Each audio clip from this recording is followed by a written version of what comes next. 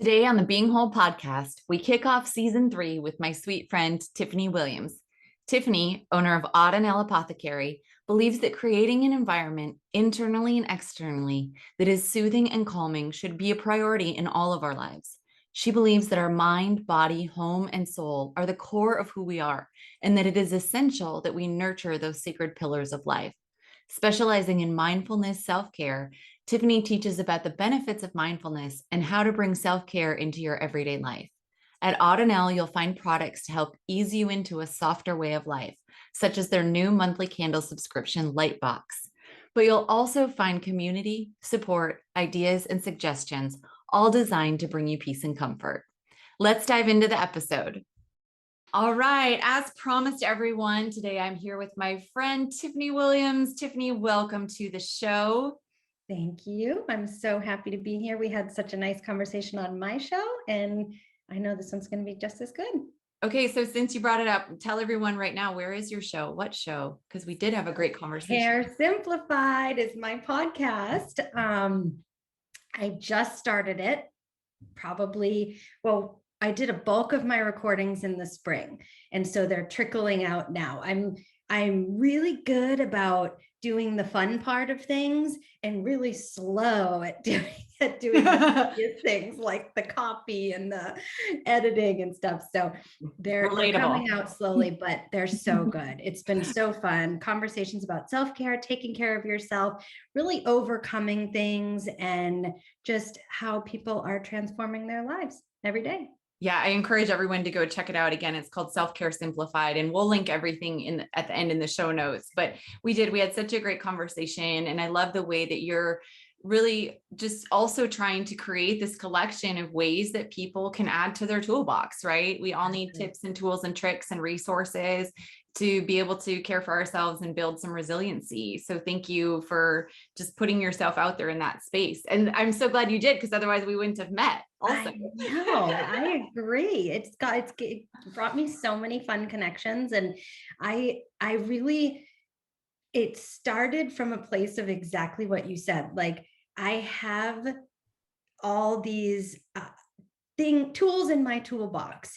How can I get them out and share them? And you have tools in your toolbox, and everybody has their own ways of doing things. And I always feel like when I'm going through something, or when I want to learn something, be a seeker. Always be seeking is just my favorite thing to say. And podcasting, that's being a seeker. You can find people discussing any topic, and it's just a way to consume information that's easy, accessible, fun, and free. So yeah, it's absolutely so great.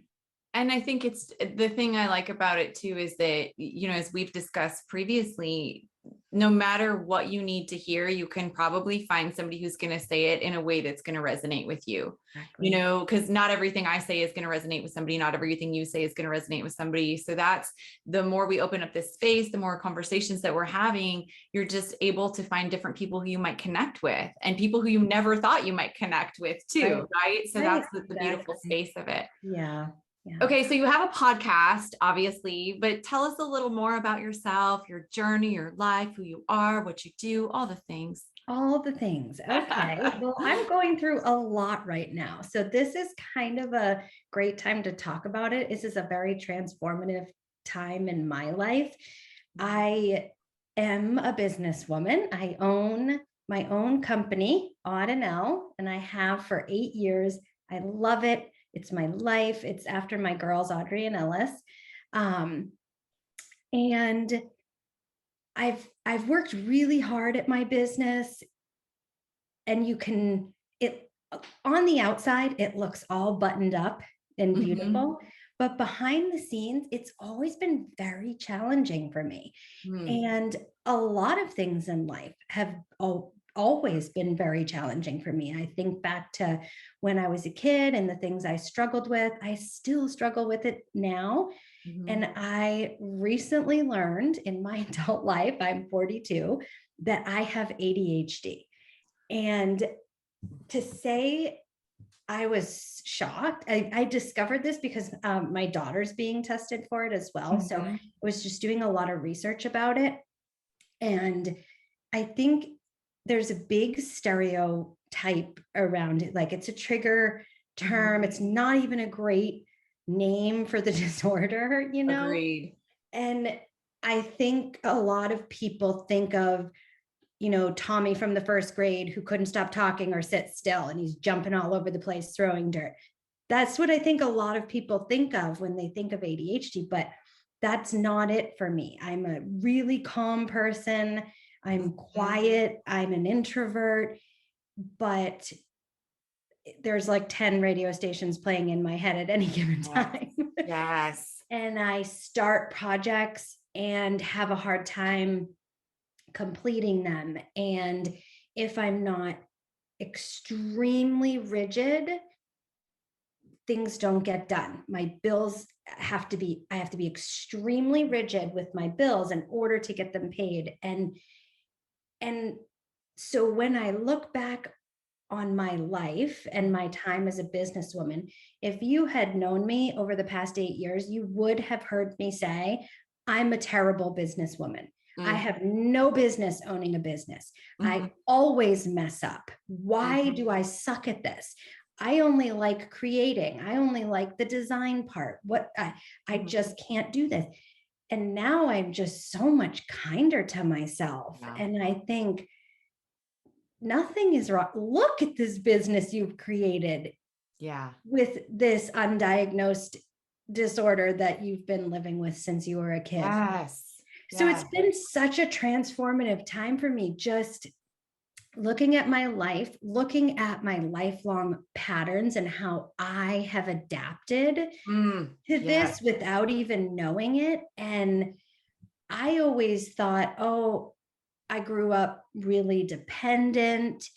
I relied on others a lot. I relied on my brother and my sister, and then I relied on my best friend and then my husband. And I used to think it was because I was really anxious and I was a nervous person and I went through medical trauma as a kid, like we discussed on my podcast. But I think also a large part of it was the ADHD and just constantly feeling inadequate and needing to feel like I was going in the right direction. So I was following along with others because left to my own devices, it just didn't work. And I mean, I even think into my early 20s where I made horribly dangerous and impulsive decisions. I found myself in scary situations that I had no business being in. But when you have a deficit, it's hard to, and I didn't know. And that's, it's so interesting to me. So I got diagnosed with ADHD when I was in my second year as an assistant professor. And I was just like, it was eye-opening to me because I was like 31, I believe at the time, because it was like you said, all of a sudden, all these light bulbs clicking, you start reading about it and you realize the ways that things that have been hard for you, you know, things that you've shamed yourself for or beat yourself up for, or haven't been able to understand, you realize, oh, maybe this is what this is. And exactly what you're saying, like mine never looked like any of the things. And I didn't struggle in school. I was a high achiever and, you know, not understanding what a lot of people don't understand is my being good at school was also a coping mechanism, right? You know, so that's a whole trauma thing. But then what's interesting to me about the ADHD space is the number of women like our age, I'm going to be 44 here soon, or, you know, within this span, a little bit younger, a little bit older than me too, of women who now all of a sudden at this age, because we're hearing about it more, we're reading about it more, we're understanding things more, are being, I mean, I have 5 friends and I'm not exaggerating who all of a sudden like, yep, I got on meds. So I'm also just so curious to see what the medical community and what researchers are going to start looking at, because clearly there's something here, right? There's some sort of link. What is it? And I think it's also interesting at this space, because if you think about it for women, so often when we're in those spaces of feeling that overwhelm or feeling different things, we're also in the middle of raising kids and being in careers. And Yeah. so you justify and you normalize, as do the doctors. I mean, you want to hear, we Oh, both have so yeah. much medical trauma. Like Yes. we need to do an episode on that too. But so much of this is normalized, oh, Mhm. you're busy, you have a stressful life, you have little kids, or get somebody to I don't help know how you. you do it. Yeah. Right. And so just even caught up in that without even understanding, like you say, that's the best way I can describe it to people. It's like there are constantly 100 tabs open in my brain, and Yeah. they all want the same amount of attention. Mhm. So this whole, like, all the tips that I even teach, urgency versus important, Mhm. importance, or all of these SMART goals, all these different, I know the stuff. I Yeah. absolutely know how to teach it to somebody else. I know how to understand it. Theoretically, it makes sense to me, but applying it to my own life has always been so Such a hard, struggle. Yeah. because I was fighting against some of my natural patterns and tendencies, like you're saying, or shaming myself for then the things that I couldn't follow through on or couldn't keep up Yeah. with. Like, everything you're saying resonates with me so much. And I absolutely know it will resonate with our listeners, because this is something that's just kind of, it feels like it's exploding right now. And that's probably just because it's exploding in my world, that I think it's Yeah. everywhere or I No, see it I think it everywhere. is. Right. I think our generation, Mhm. young girls were way underdiagnosed because Mhm. or there's two types of ADHD, hyperactive and inattentive. If you have Yeah. hyperactive, you are bouncing all over the classroom, and that's a disturbance, and that gets the teacher's attention. Yeah. When Mhm. you're a well-behaved student who's working hard, Mhm. I never got good grades, but I worked hard and they could Right. see that, and I was a kind person. Mhm. Um, And you're you sat overlooked. still and you I followed the sat rules. still. You're Yep. overlooked when you're not, it's the squeaky wheel, Yeah. when you're not disrupting the group, you're overlooked. And Yep. so I think it's a matter of us becoming women and adults. And honestly, a lot of people in my situation who are seeing their children get Yep. diagnosed, and they're like, wait a minute. And I also think another reason for adult diagnosis is that when I was young, in my 20s, granted, I made some terrible decisions. I lived alone. And so everything was under my control. I, Mhm. and that's, the rigid structure, that's where ADHD can relax a little bit. And so I was able to take care of things. Yeah. I was able to pay my bills. It wasn't until I got married, and then I had a spouse, and then I had kids, and I have all these people going all these different directions, and I cannot manage it. Yeah. And I thought for so long, what is wrong with me? Yeah. What is Same. wrong with me that I never can get that laundry done? My Yep. best friend who lives next door does a load of laundry a day, and she never has laundry. Why can't I do that? I Yep. know that works. Why can't? So it's when you're single and young, it also can be missed Mhm. because you can, just Yep. curate your environment so perfectly. But Yep. as we become It is. mothers, oh, It's hard, because that's the kind of I was managing everything, and there was always a reason why I should mhm, be that stressed, right? Oh, you're mhm, in grad mhm. school. Oh, you're doing this. Like, so it was always Exactly. explained.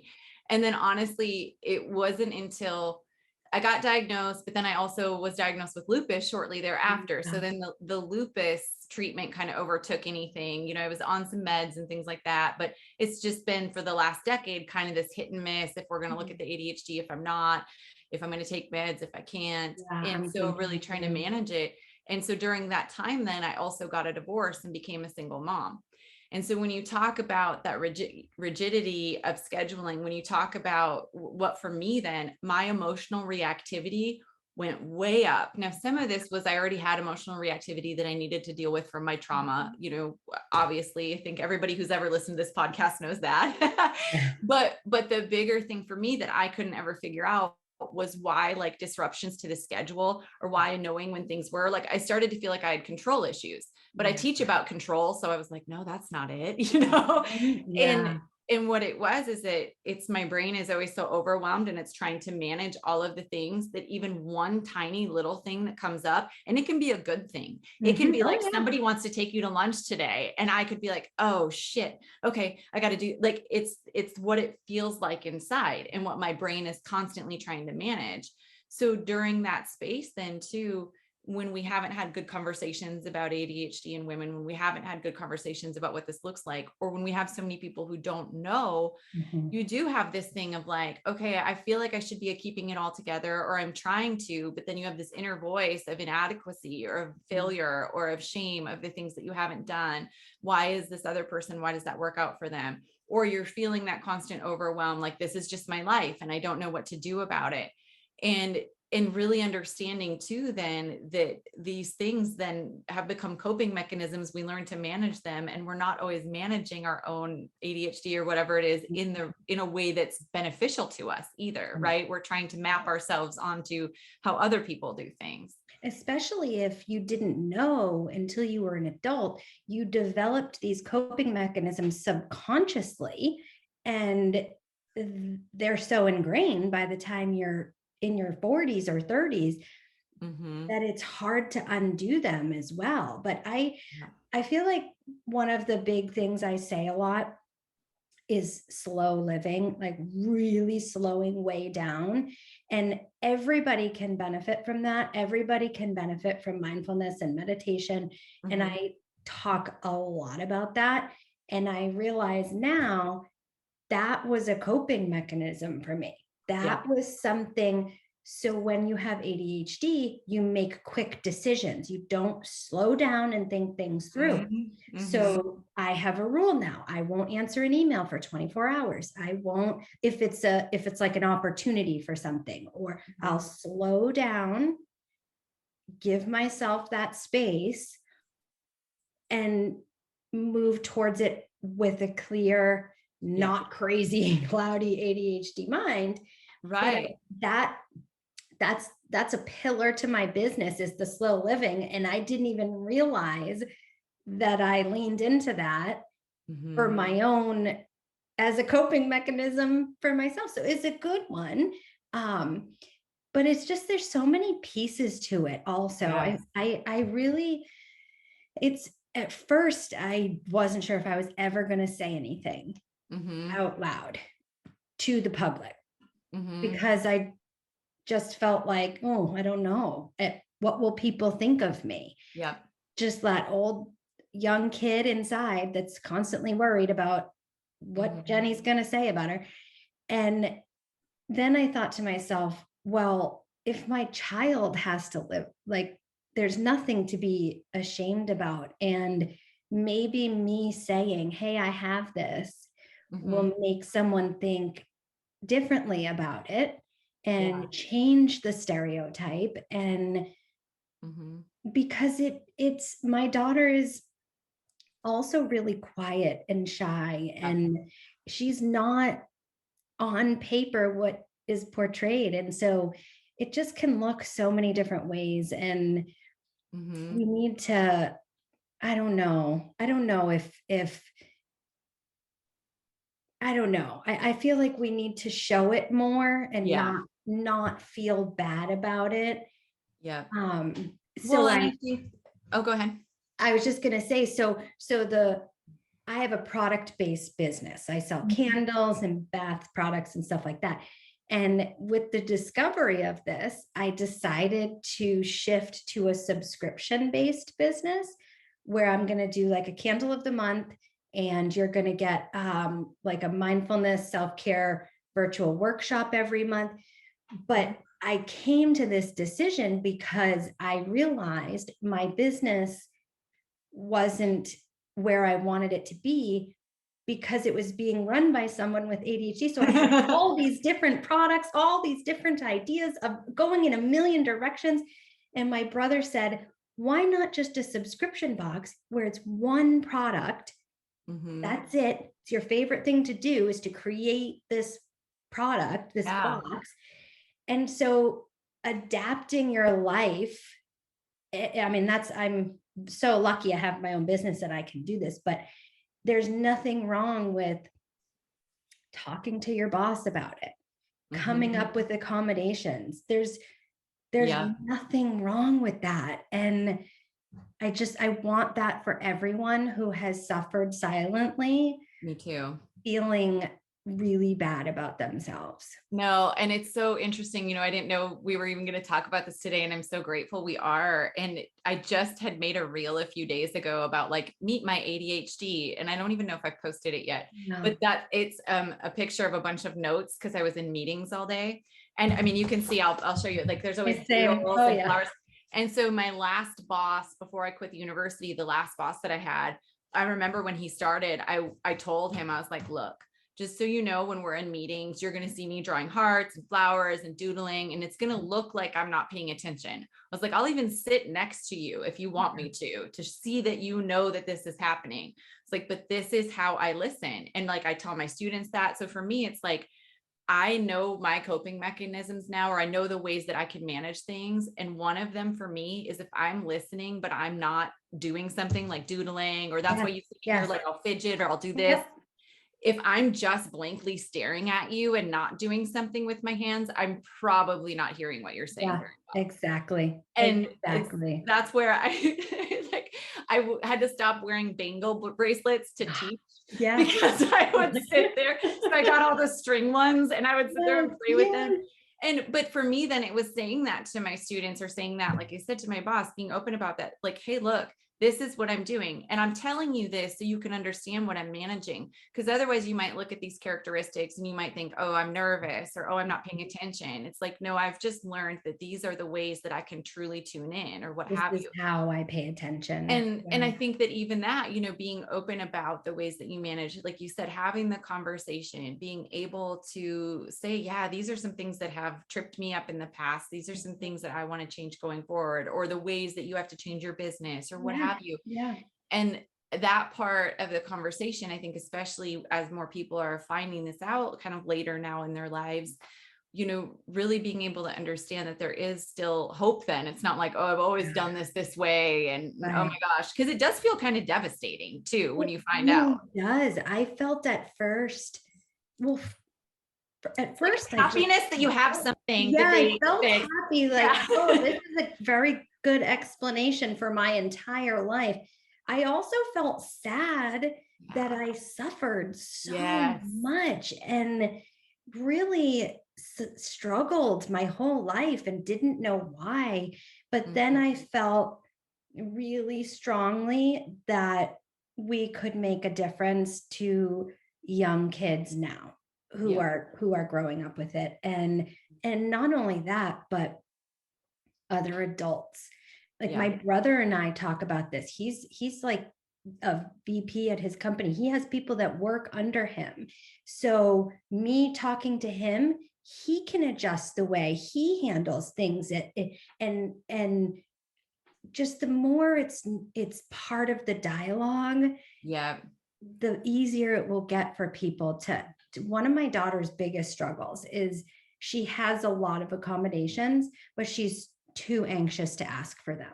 And she's too embarrassed to ask for them.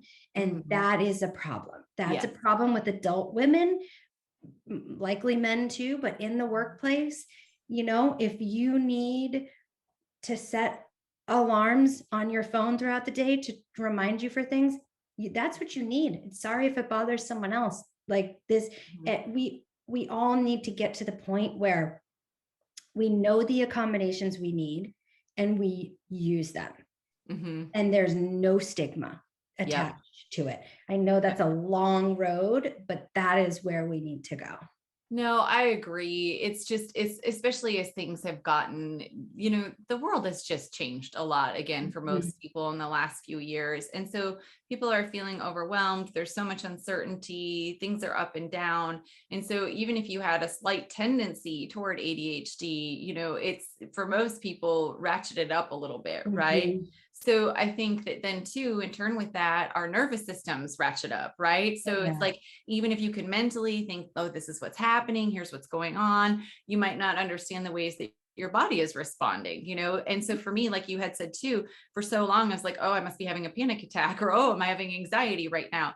And this is what I had even talked with for years throughout different psychiatrists, because, you know, do I have anxiety or do I have depression? And that's what we finally came to, is like, I am only depressed when I can't get shit done because I'm too overwhelmed, and all of the things that I'm supposed to do have come weighing down on me. Yep. And then I'm like, oh my God, I can't get out of this, or I can't move forward, or what am I going to do? How did I get this, that, you know, shame spiral, Yes. shame spiral, shame Yes. spiral. Yes, And, exactly. and so it's even understanding then, you know, previously, you know, in my past before this, going and feeling like I'm depressed because I feel so upset about all these things, and then getting, you know, antidepressants or what have you, or, oh, I need anti-anxiety meds for this. Exactly. And it wasn't until that ADHD diagnosis and kind of understanding that, looking at some different things, where I was like, oh, okay. So no Those are wonder. all repercussions of ADHD. Yeah. You're anxious because your ADHD is blocking you from being successful. Yep. So then you're shy and nervous at work because you're going to mess up. You're, you know, it's like you're right. It's a spiraling of negativity that once you get in that spiral and you can't see a way out of it, especially if you don't even know you have ADHD. Right. Especially if you don't know you have it, because then you're just like, these are my it's so easy to look at your life and be like, these are my patterns. Cause like the one that's hard for me too is, like you said, bills and budgeting, and or like the bill thing, responding to emails, those types of things, structure things. Right. And so then looking at it and being like, okay, these are actually tasks that everyone else does every day. Why am I having such a problem with it? You know, and you, what's wrong with me? That shame that comes up because you feel like you are not performing in these simple, you know, I was like, this is adulting. Why am I such a bad adult? You know, like that. Yes. It's so sad. It's so, that's why I'm just trying to have a lot of compassion for myself, because and even my husband has been so compassionate. Like when we talked about it, good. And my girls too. I've explained it to them, because my older daughter, she said to me before, you know, we always like come up with these chore charts and ways for me to earn money, but we never actually follow through. Oh, yes. I'm really sorry. Your mother has ADHD. I know. It's like easy for her to come up with a plan. Right. It's really hard to execute it. Absolutely. We will never talk about the amount of money I've spent on planners or checklists, organizers. You're organizers. Like, good. Yeah. I need all of this. I'm like staring up because I'm looking at I'm looking at like a graveyard of organizational products right here on the other side of my office. And it's because you know that, and you feel that, overwhelm, and you want something to be better. But then, like you say, finding something that works for you that you're going to be able to stick with, because it's about reorganizing your brain patterns, right? It's not about just, oh, I need the paper to look different. Right. And so I think too, even for the longest time, I would say like things like, oh, I'm just such a mess, or I'd feel flustered all the time by it, you know, oh, and even after diagnosis, but in particular before. And so really letting go of that too, and being like, no, I got to stop saying that about myself. Because not only then am I saying that and believing that, then I'm giving that impression to other people that that's what's happening, when that's not, I'm not a mess. Jesus, like look at all the things that I have done and have, and who I am, like even outside of, it's not just about accomplishments or anything, right? To say that I'm just like a mess and falling apart is not really accurate, right? But so many of us go to that, like we think we're failing on all of these different, you know, metrics. And we say it out loud. We've gotten really good at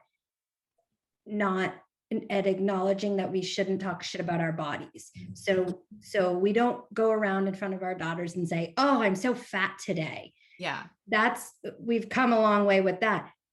It's the same thing. Mommy's a mess. Mommy cannot stay organized. That's the same thing. That is self-shaming when you're not perfect. And all that is teaching is my little 10-year-old who's going to grow up to be similar to me, to feel shame about it. Yeah, exactly. So I'm really trying to reword my own inner dialogue so that I can catch the external as well. But just saying to myself exactly that, like, no, you're amazing. You have a great, somehow you've created a business flying by the seat of your pants. And it's amazing. So how about focus on that? And also really try to hone in on what you're good at. So for me, I'm good at design. I'm good at creating. I'm artistic and creative. So I have shifted the executing and the organization to my sister. So she tells me, you need to order this, this, this, and all I have to do is go on and order it. And 9 times out of 10, I don't even get it ordered. And she has to ask me like 3 or 4 times. But the point is, ask for help. Yeah. From those around you who love you and can help you, because no matter what, you're not going to be able to do it all. You're not even going to be able to do what a lot of your friends can do. So just accept that and focus on what you're good at and find strategies for the areas that you struggle in. Yeah. And also, I mean, and there are times then too, to recognize your own patterns and recognize like the ebb and flow of things. Like, for example, at the end of every school year, my house, at the end of every semester, my house is a mess, right? It just is, because it's like the things that I've kind of kept up with and I just like go by the wayside, right? And so I even had to learn that about myself. Like, okay, yep, the last month of this semester, things are going to go downhill on the house front. So I'm not going to beat myself up about that. And I'll regroup with it, when I can. And what that is it's just, that makes sense, right? At the end of the semester, there's more stuff going on. So something's got to give then, right? And the thing that's always going to give for me is housework, because I don't want to do it. So that's where, like you're saying, I do the easy parts. I wash the laundry. I get it as far as the couch. And then we can just, take clean clothes off the couch or off of the laundry basket for however long, right? Yeah. And it's those kind of things of like letting go of that for myself. And being like, okay, yeah, well, we have clean clothes. So it doesn't matter that I didn't get them folded and put away. Now, would I love to? Do I feel super accomplished when I get them all folded and put away? Yes. But if I'm going to do that task and then have internal panic because of these 97 other things over here that I feel like I should be doing, guess what? Like my kids can wear clothes from the couch just as easily as they can from their drawer, and really learning to be okay with that kind of stuff, or being okay with apologizing to my children and being like, look, yep, I hope that this isn't your struggle, but this is mine. And I think too, like one of the things, one of my doctors at one point said to me, because I was saying like, but I'm so good at over here. And he was like, Cassandra, it's not that you can't focus. He's like, you just focus on the wrong things. I was like, oh, it's the lack of dopamine. Oh, why do you got to say it like that? It's true though. ADHD is a lack of dopamine. So when it's something we love, like my business, if I'm doing something to my website, I can be in it for 8 hours straight because I'm interested. But if it's a non-interesting task, that's where we slide off because it's hard. It's not giving us enough dopamine. It's the same reason, like you're in the academic world, and I'm sure you see this all the time. Kids with ADHD will start off the year, the semester, the term really good. They'll have all their stuff organized because it's new and it's exciting. And then it starts to wane by the middle of the semester. And by the end of the semester, when they really need to have it turned on, it's done. They have nothing left. And that's when they're really struggling. And that's exactly what happened to me in college. I think about, I came up with this solution in college where we had semesters. So September to December, and then February to May. And I would barely pass my classes in those semesters. I had like a 2.0 GPA. It was terrible. And then I would stay for the summer where they had accelerated classes. And I would take 4 accelerated classes every summer, which were 2 or 3 weeks long, every single day for 3 hours. So there is no time to lose interest, to forget. And then I would get a 4.0. So that's like a full semester of classes, and it would bring my GPA back up again. And then come fall semester, it would be down in the dumps. come summer, I could, but that it just goes, so it's real. so obvious. It's so obvious to me in hindsight. I hope you're loving this episode as much as I did. Fun fact, I was recently on Tiffany's podcast called Self-Care Simplified, where we spoke about being yourself and understanding what it really means to take care of you, not other people. You can find the link to that episode below in the show notes. Also, I wanted to let you know that if you've been finding boundaries and conflict difficult in your relationships, but you wish that it would just be less stressful and you think that there's an easier way, I'd love to work with you in a one-on-one format to help you strengthen your relationships and communication. You can DM me on Instagram at Dr. Cassandra LeClaire, which is linked below, or email me at connect@cassandraleclaire.com so we can discuss what that would look like for you. Now back to the episode. How did no one at my college see, how is she failing and then getting 4.0s? Like, what is going on here? But it was just so real. overlooked. No, it's so real. And I even both as a student, I did the exact same thing. Exactly. Like one semester, I even like took a semester off. I had to quit middle of the semester, withdrew, and then went right back in and took like all the summer classes I could, did awesome. Yeah. And so, even, and I tell all of my students, like, look, I have ADHD, and they think I'm joking. And I'm like, no, here's what this really looks like. That's and you're sad that they it. think you're joking. It's And you're going to see it. Yeah. And everybody, they're always so appreciative because even the ones who don't have ADHD, then they understand me better. You know, you're honestly connecting with them. Because I will tell them at different times, I'll say like, okay, please remind me of that. Or I'll ask them, I'll say, did you see me write it down? Because if I didn't write it down, I'm not going to remember. Or just, and the reason I do that also, it's like what you were saying, is to normalize it, to show them like, this is how I am managing. Yeah. Because otherwise I can't. And to really get other workplaces and things to recognize like that's okay to say, or these are the okay things to do. But what you're saying too, in terms of just that concentration, and then you look at schooling for children, you look at college, and it's just not designed for people who are neurodivergent. It's not designed for anyone who has different learning styles. And so, and I feel like too, so much of this we have known, but then now we're just saying it instead of actually making changes of, how can we actually make this more conducive for learning for people? How can we make this more conducive?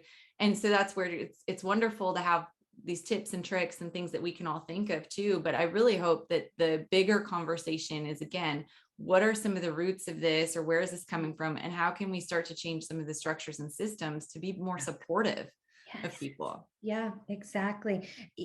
Like, I would love if my daughter could have accommodations without even asking. Yeah. Like, just, and it just should be a part of every student's dialogue. What accommodations do you need to thrive? Because everybody is different. You don't need a diagnosis to have an accommodation. You shouldn't need a diagnosis to have accommodations. I feel like there's a way in mainstream schooling to customize to some degree every kid's education.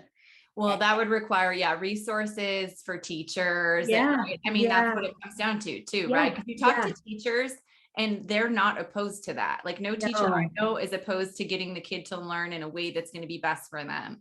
But then when you start to look at IEPs and you start to look at accommodations and you start to have to treat it's too much for them at a time when we're already having all these conversations about teacher burnout and how they're not paid enough and they have all these expectations.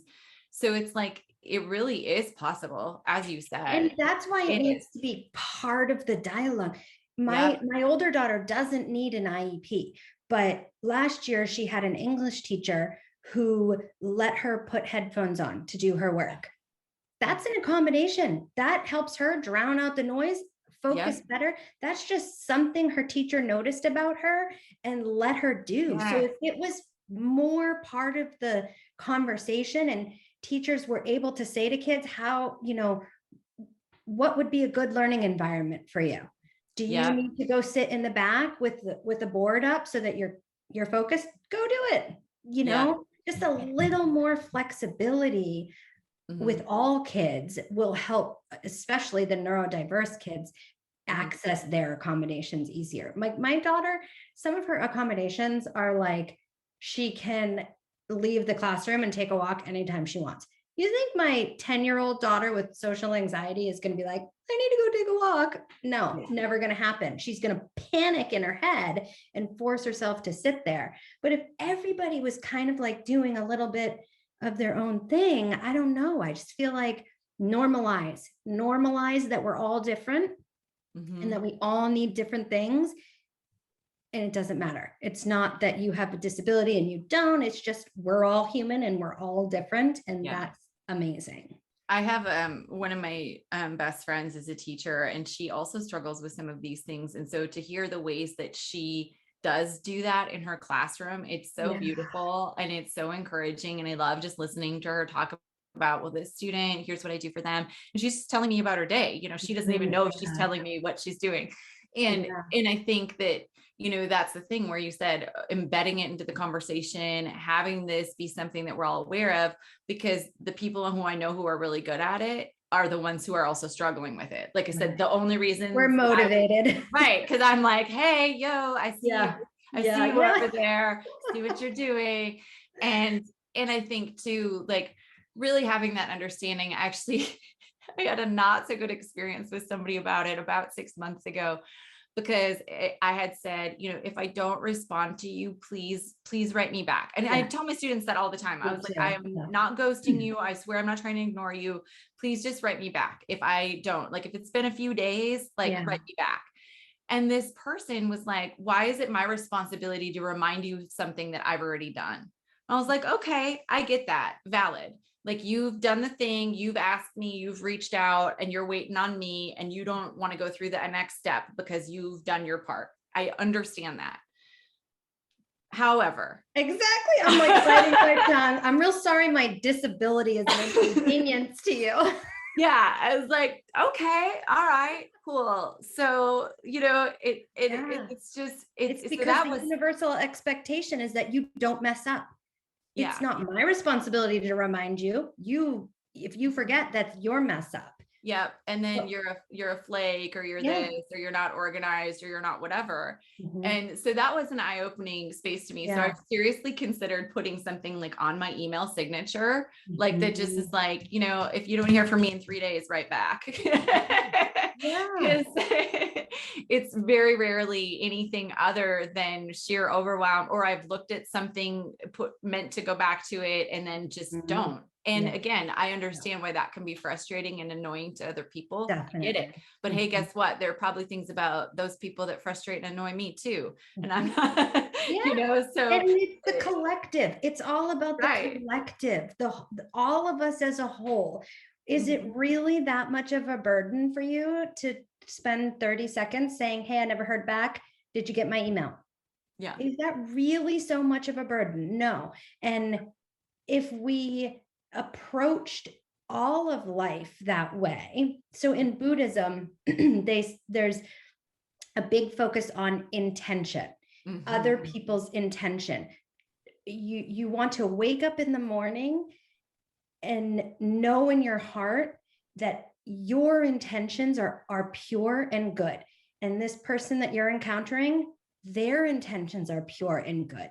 And so if you don't get an email back, instead of A, being angry about it, and B, saying, hey, that's not my job to remind you, how about we look at that person and think, wonder what they're going through, wonder what's happening. I know they have good intention.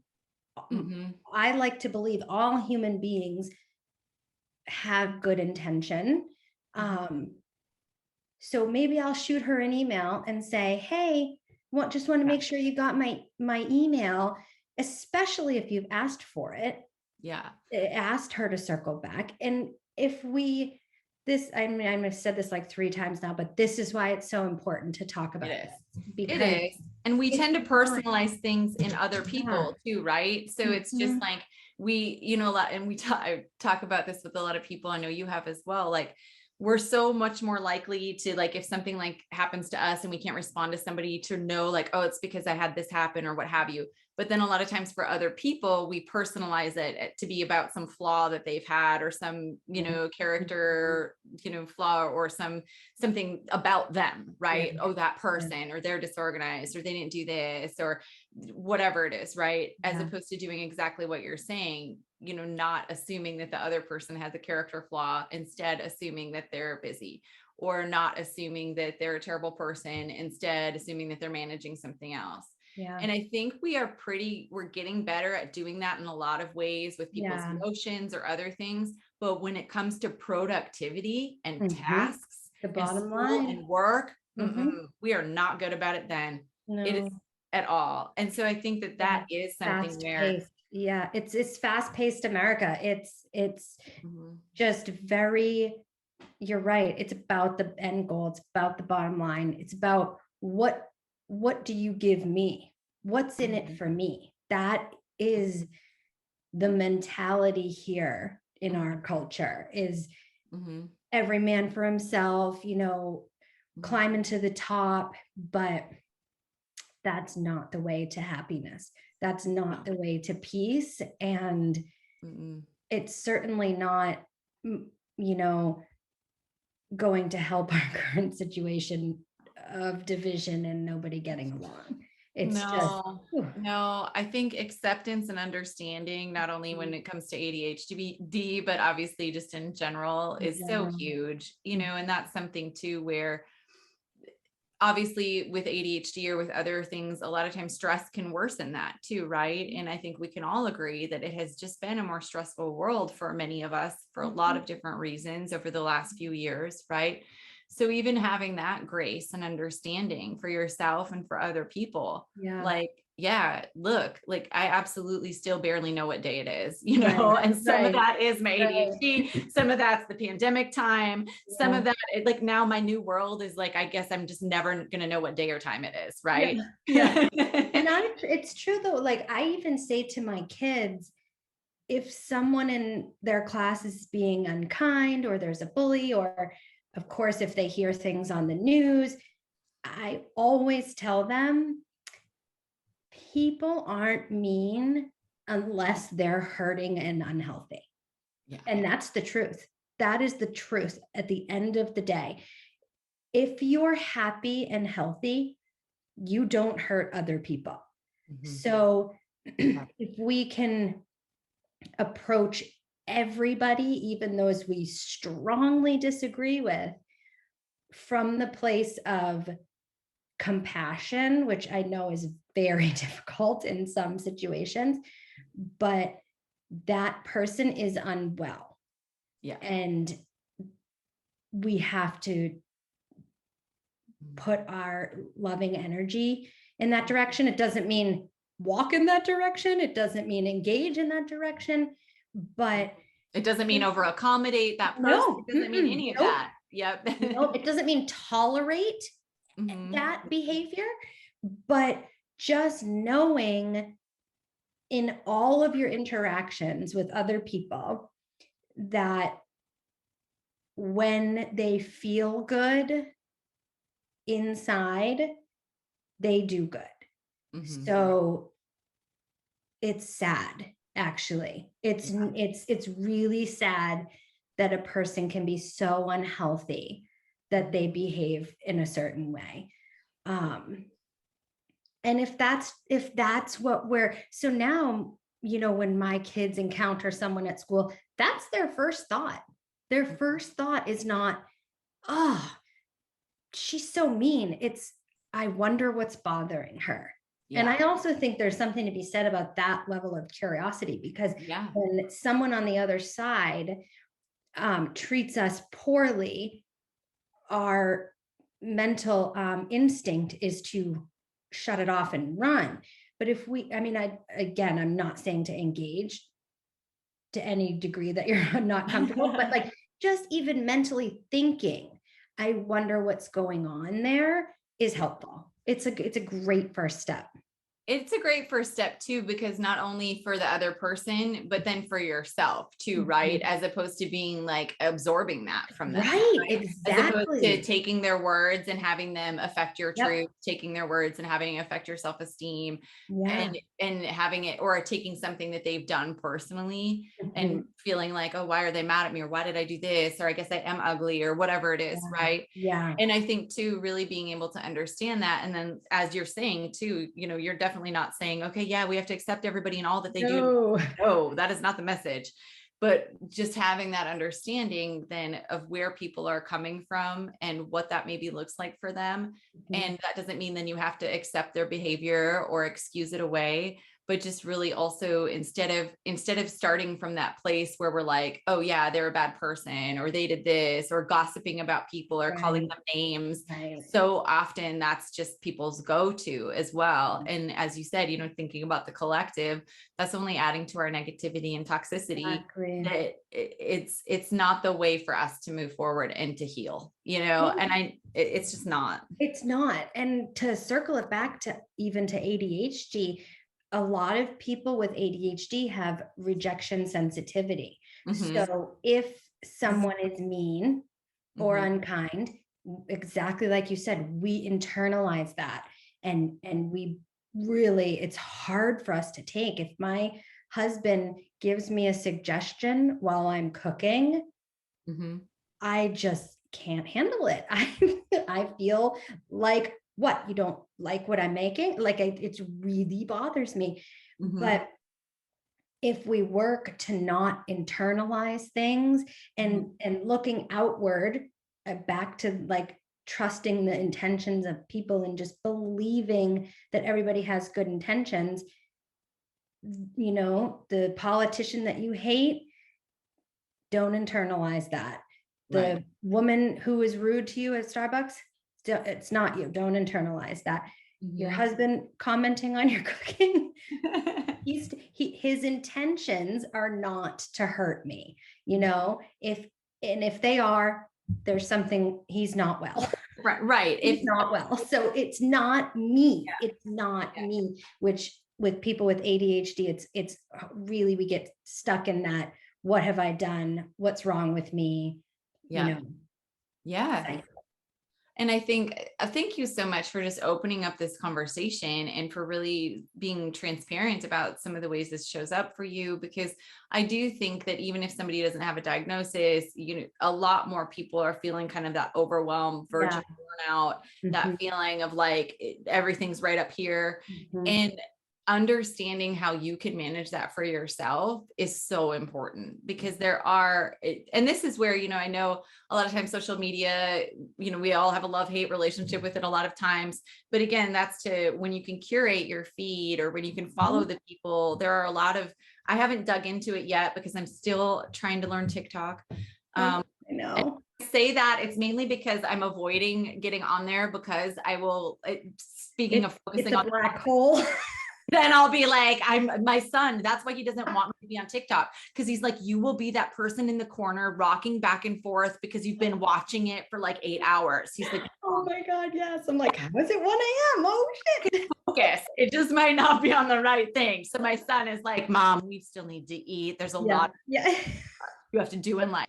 You can't be on TikTok. However, Oh, I love it. that being said, I've gotten several recommendations from friends who have found a lot of good people on TikTok who Oh are yeah. seeing their tips and their tricks. And that's the thing. Mhm. A lot of us, we want things in our life to make managing our life easier. Yeah. We want there to be something that takes away some of the pressure and some of the stress. And Mhm. this is where, why people think, oh, if I go on a vacation, life will be better. Or if I get a raise, life will be better because I can hire Yeah. help or whatever it is. Right.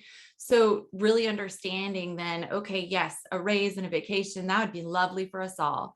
But Mhm. what are some things that we can do each day to recognize our own Start patterns, now. Yeah. how we can, how we can really manage things? Mhm. Okay, Yeah. tell us some of the things that you've discovered then through this process, like, or what's working for you, or what you've seen or noticed. So I'm really new into it. I feel like I have a lot of knowledge because I'm looking back into my history and I'm seeing what I have learned just Mhm. unintentionally.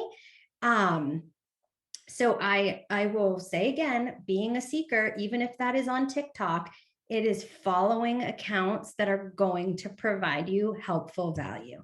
Now I follow a ton of ADHD coaches, and their little nuggets that pop into my feed, I'm saving them all. They're so helpful. I'll email you a list to Okay, maybe, please but do. I can't think off the top of my head. I But I know, have right? some Yeah, why really would good you? ones. I'm adding new stimuli to you. Yeah, yeah.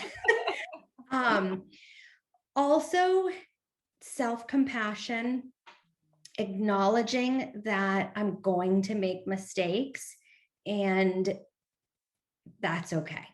I'm okay with that. And thinking back, I used to really beat myself up over large life mistakes that I have made. And I have been able to let go of all of that regret and think she was just so lost. She had no idea what was going on. So that, and really leaning on the people who love you and talking to them about it and asking them to learn about it so they understand why you are the way you are. And like my sister is unbelievable. She knows me better than I know myself. So she has helped me.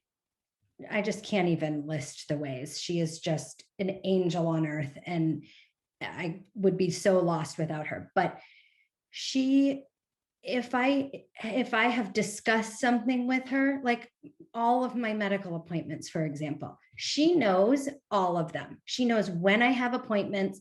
She knows when I leave that appointment. If that doctor said I need to call this number and follow and get an appointment with this other doctor, she'll call me in 2 or 3 days and say, have you scheduled that appointment yet? Because she knows I have not. Yeah.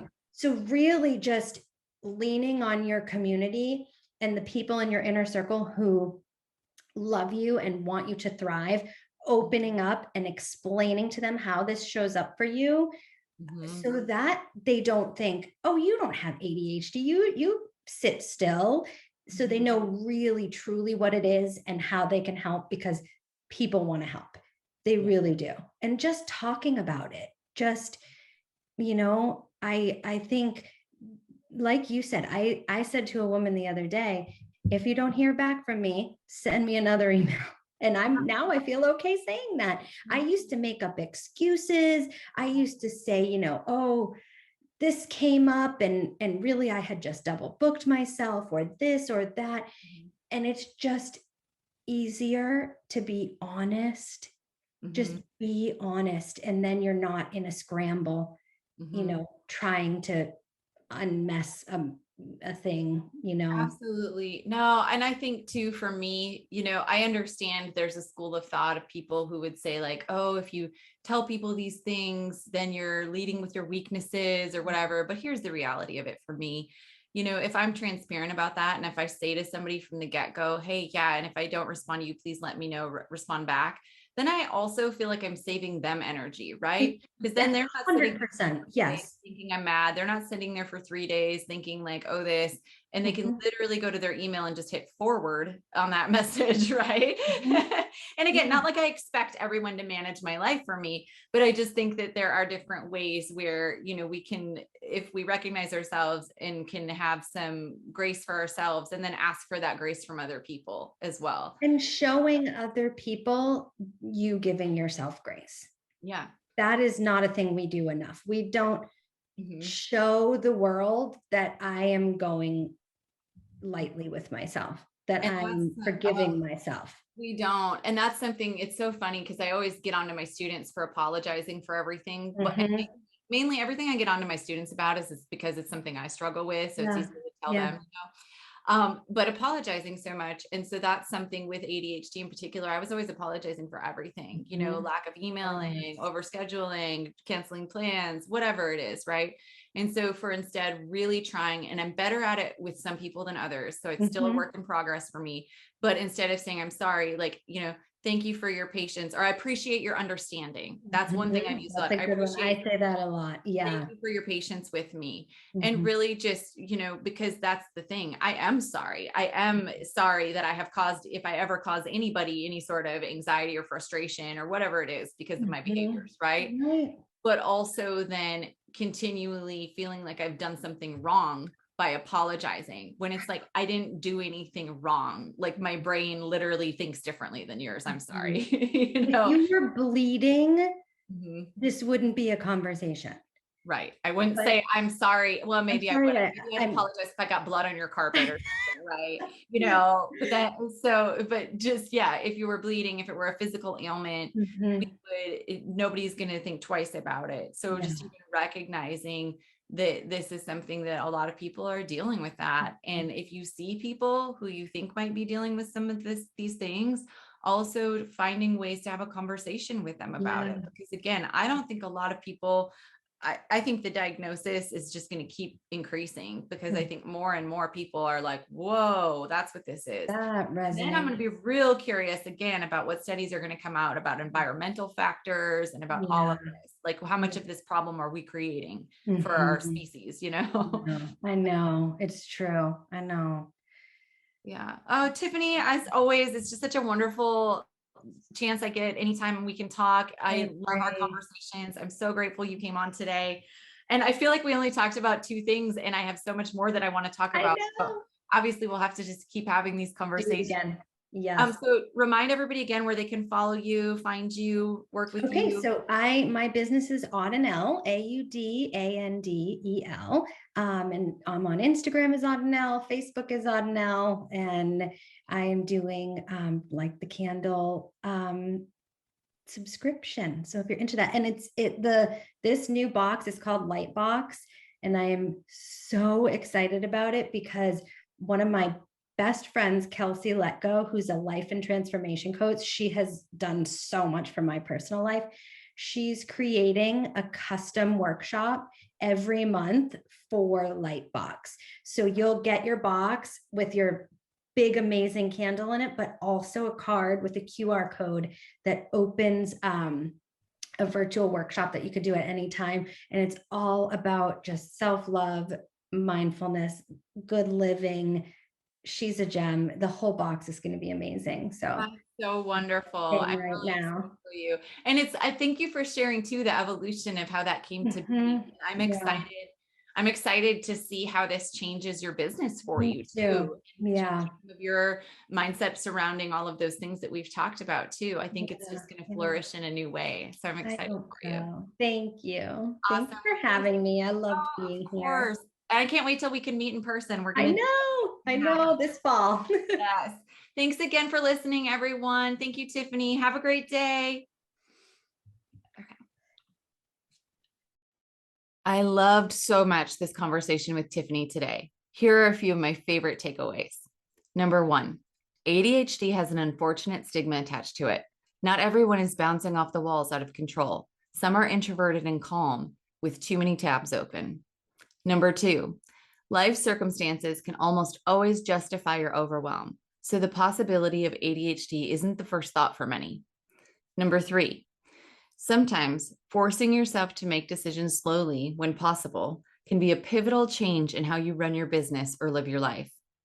Number four, being open about your challenges with those you regularly interact with, like a boss or people close to you, can help bring understanding and an opportunity to see that there may be a way to meet in the middle where you can realistically do what others expect from you.